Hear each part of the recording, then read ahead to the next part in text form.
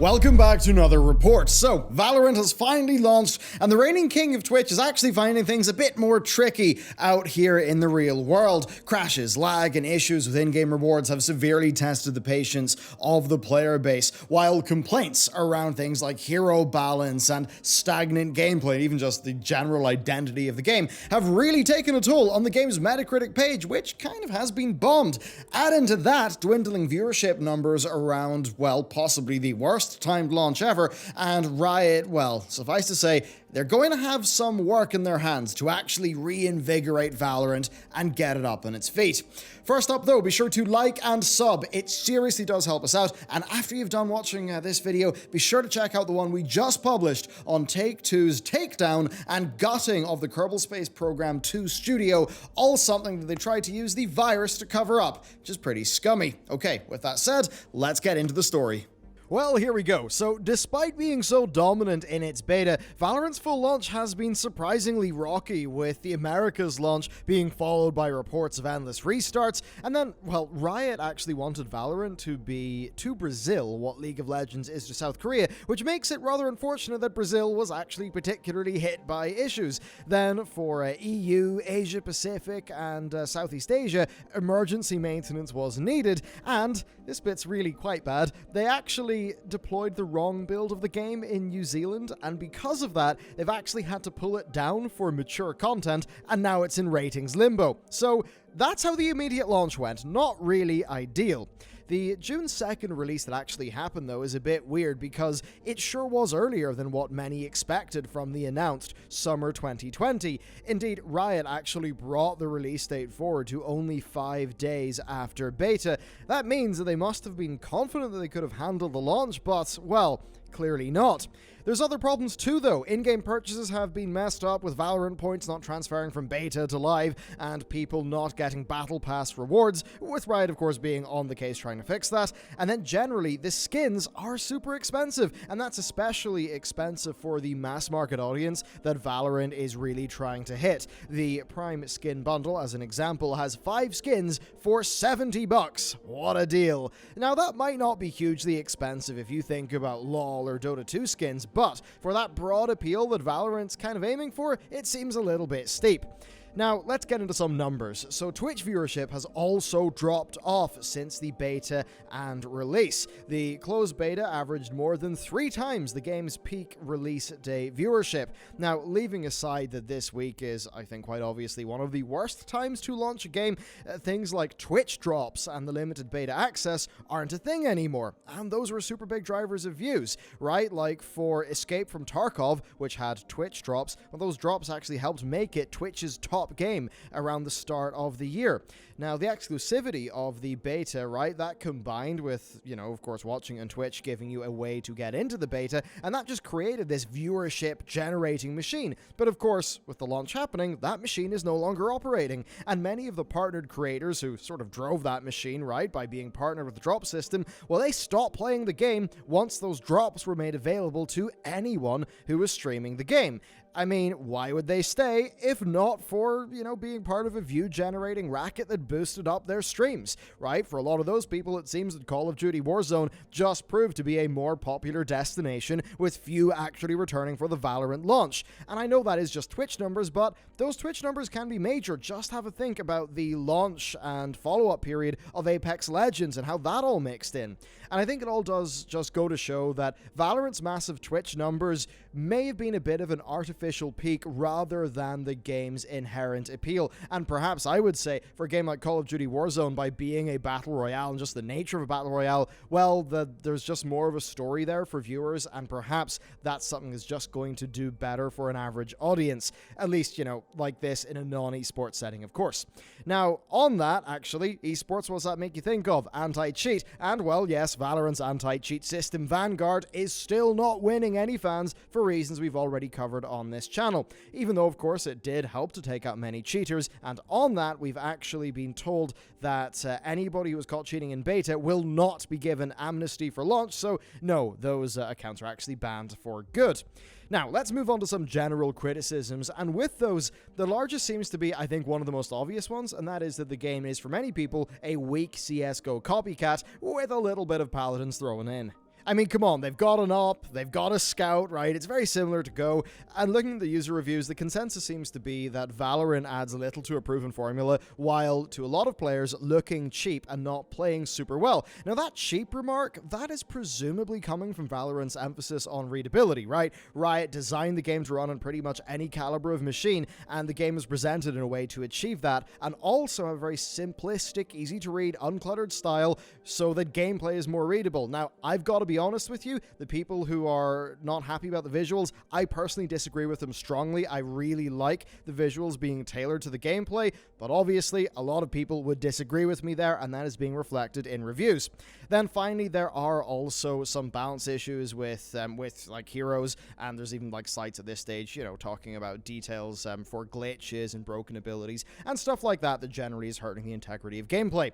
So that all leads us nicely then into the game's rather minefield-like Metacritic page. So the Valorant user score was as low as 3.4, and that had many people thinking, oh wow, dead on arrival. It has though since risen to 5.4 at the time of recording. My personal speculation there is that there is just a lot of default hate on the new thing that happens, and especially if that new thing is trying to ape CSGO and ape Overwatch, I could imagine there being, review bombs going on there just for the sake of, why not? Let's have a lull and see how low we can drive its score. And then, it rises to 5.4 because then some of the actual Valorant players are coming in and saying, actually, no, we're playing this game and we kind of like it. Now, this increase from 3.4 to 5.4 was just helped by an influx of new ratings. It jumped up from around 160 to over 700 in a couple of days.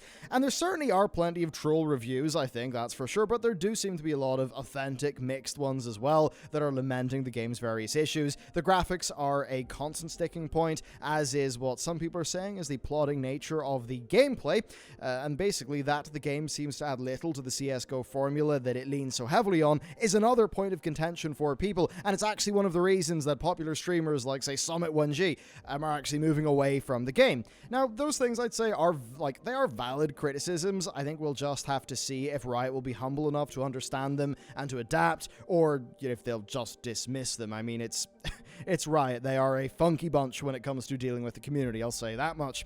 Now, from an outside point of view, I'll say that this whole thing is a bit strange. Sure, the beta success was a bit artificial through the drops, and it was never going to remain forever, but the current perception, I mean, if that doesn't change, I think Valorant is going to struggle a bit. Now, Riot do seem committed to seasonal content through their Battle Pass and their episode system, but they are going to need maybe to consider some more wholesale changes if Valorant is to firmly establish itself as a top title with lasting appeal. It just doesn't seem to have really managed to achieve that, and as I'll say later in this video, I think I kind of know why.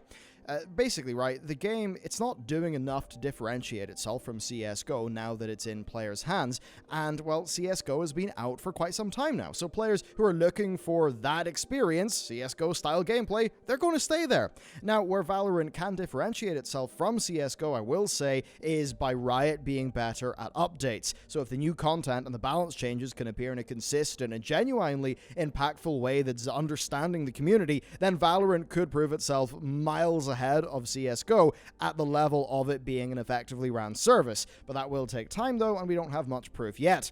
And then the same can be said for the hero shooter elements as well. Overwatch is brought up by many people as a comparison, but the thing is, Valorant doesn't really carry the same emphasis on abilities or reward use as Overwatch does, right? I mean, a lot of those abilities and hero-like things in Valorant, they're far more similar to buying smokes and flashes in CSGO. So I think for some of those more Overwatch-centric players, yeah, they'll probably just see this and think, oh, those abilities aren't that interesting, I'm not really into it. Now, sure, maybe some of the, the hit scan Overwatch pros would be really into this, but maybe not that general player base. So maybe, and this is why I think it's been struggling personally, maybe Riot's strategy of appealing to as many people as is possible kind of, worked a bit too well. They really did try to appeal to everyone. They successfully tried to have a bit of something that everybody would like and recognize, but maybe that's meant that Valorant has just lacked a unique identity, and maybe, just maybe, in an industry that is built around standing out, grabbing scripts and scraps from other popular games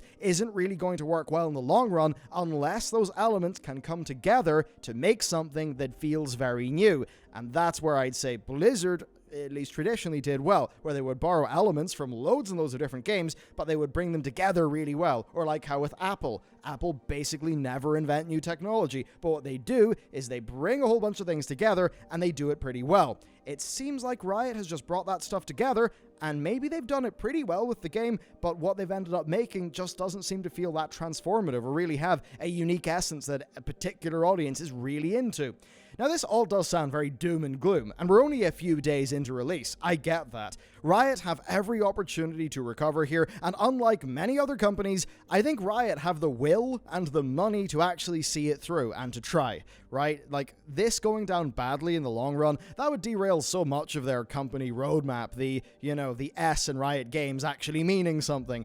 A lot of commenters are declaring that the game is dead on arrival because of the launch issues, but to be honest, at this early stage, I think that is a rather extreme thing to say, especially considering, I'd say, the will and the money and the ability of Riot to consistently develop this game.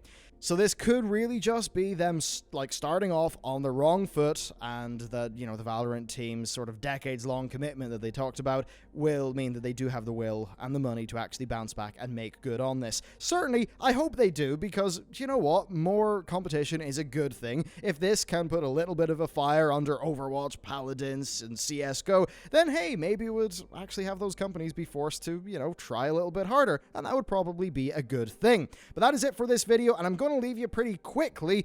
If you want another video to watch, we just put one up on the channel about 2 hours ago about Take-Two Interactive and how they basically gutted one of their partner studios that was a third party and then kind of remade them, tried to poach their staff. It's a whole big thing, really. It's actually pretty scummy because they kind of used the virus to get away with it, essentially. So yeah, I think you should watch that one. That's the thing to do next. Thank you for watching this video. Let me know what you think about it, and I'll see you next time.